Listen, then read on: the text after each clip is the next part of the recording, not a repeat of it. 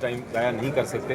اگر ہمارے خیال سے قریب ہوتا, بہت ہی قریب ہوتا, تو پھر ہم ضرور مزید بیٹھتے, لیکن ہم 3 دن بیٹھے اور تین میٹنگز میں بیٹھے اور کافی دن گزارے ہم نے, لیکن جس پہ ہمارا جب فائنل سلوشن نہیں ہو سکا تو اب ڈائلاگ کو مزید کنٹینیو کرنے کا فائدہ نہیں, ڈائلاگ سے انکار نہیں. اچھا, وزیر قانون نے ایسی کیا بات کی ڈائلاگ کے دوران کہ اس پہ جو ہے شاہ محمود قریشی اتنا دل برداشت ہے؟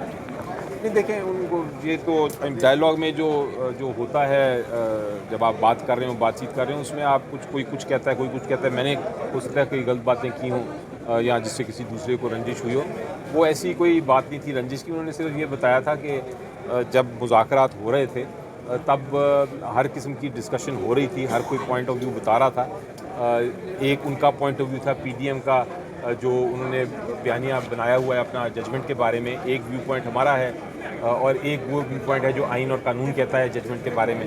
تو یہ وہ اس کے بارے میں ذکر کر رہے تھے کہ ہر کوئی اپنا اپنا ویو پوائنٹ رکھتا ہے.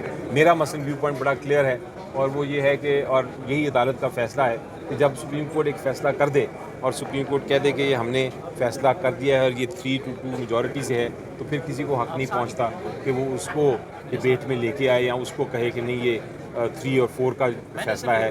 یہ ایک ایشو ہے, باقی اپنا پوائنٹ آف ویو رکھ سکتے علی ہیں. ظفر صاحب, مین ایشو تھا ڈائلاگ کا الیکشن کے حوالے سے, لیکن لا منسٹر نے, اب آپ نہیں بتا رہے لیکن میں آپ کو بتاتا ہوں کہ شاہ قریشی نے کورٹ میں یہ کہا کہ انہوں نے کہا کہ وہ 3-2 اور 4-3 والا کا انہوں نے معاملہ دیا. انہوں نے کہا یہ تو ایشو ہی نہیں تھا, ایشو تو الیکشن کرانے کا تھا, اور انہوں نے کورٹ کا وہ حوالہ دیا. اس پہ جو ہے نا, جی دیکھیں, وہ میں نے کہا نا کہ ان کا وہ تو کوئی چھپی بات نہیں ہے.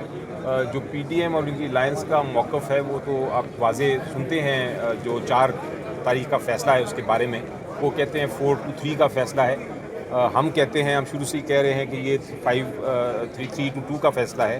اور اس کے بعد سپریم کورٹ نے وضاحت کر دی, دونوں ڈبیٹس کو سنا, اور اس کے بعد انہوں نے بڑا کلیئرلی کہہ دیا کہ یہ فیصلہ جو ہے یہ 5 ممبر بینچ کا فیصلہ ہے اور 3 کی میجورٹی سے 3-2 کا فیصلہ ہے. اس کے بعد یہ معاملہ ختم ہو گیا. لیکن یہ ڈائلاگ میں چونکہ عدالت کا ایشو نہیں تھا کہ عدالت کا فیصلہ ماننا ہے یا نہیں ماننا, عدالت میں ڈائلاگ میں صرف ہم یہ دیکھ رہے تھے کہ کیا ہم نے اس کو سالو کرنا ہے, کس طرح سالو کرنا ہے, آئین کے اندر رہ کے کس طرح اس کو امپلیمنٹ کرانا ہے اگر کوئی ہم اس کی سلوشن یا اس کا کوئی فیصلہ کر لیتے ہیں. تو اس لیے یہ ایک سائیڈ پہ کوئی بات چیت ہوئی ہوگی, لیکن یہ کوئی مین اس پہ ٹاپک ڈائلاگ کا نہیں تھا. آپ درست فرما رہے ہیں, ٹاپک ڈائلاگ کا الیکشن ہی تھا. اچھا, فاروق نائک صاحب نے آخر میں کیا استدعا کی جو کورٹ نے ان کو ریجیکٹ کی؟ جو فاروق نائک صاحب نے, جب سپریم کورٹ نے کہا کہ اگر آپ لوگ ڈائلاگ نہیں کرنا چاہ رہے اور ڈائلاگ مجھے نظر آ رہا ہے کہ اب مزید نہیں بڑھ رہا, تو ہم نے جو کوشش کی تھی ایک طرح سے ثالثی ایک فیسیلیٹیشن کی تھی ہم نے کہ آپ لوگ بیٹھ کے مذاکرات کر لیں, اگر آپ لوگ تیار نہیں ہیں تو ہم اس کو ڈسپوز آف کر دیتے ہیں. اس پہ فاروق نائک صاحب نے یہ کہا تھا کہ آپ اس طرح کریں کہ یہ آرڈر جو ہے آپ یہ فرما دیجئے آرڈر کہ یہ ایک بار ہی الیکشنز جو ہیں وہ ایک ساتھ ہی ہونی چاہیے, کیونکہ سب پارٹیز کی اس پہ ایگریمنٹ ہے.